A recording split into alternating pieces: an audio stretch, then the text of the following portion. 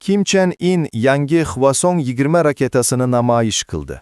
2025-yil 10-oktyabr kuni Pxenyanda ulkan harbiy parad bo'lib o'tdi.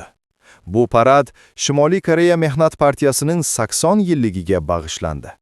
Unda Kim Chen In yangi Hwasong-20 raketasini namoyish qildi. Hwasong-20 Shimoliy Koreya tomonidan yaratilgan eng kuchli strategik yadroviy qurol.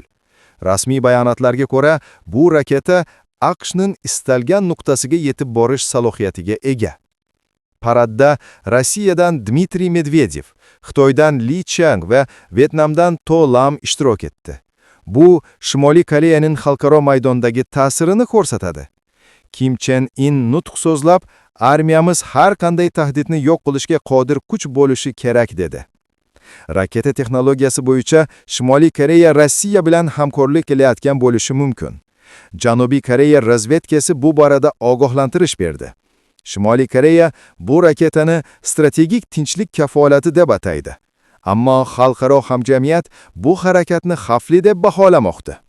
Shimoliy Koreya armiyasi parad davomida dronlar, tanklar va raketalarni namoyish qildi. Bu kuch namoyishi edi. Shimoliy Koreya dunyoga kuchini ko'rsatmoqda. Ammo bu kuch tinchlikmi, tahdidmi, vaqt ko'rsatadi.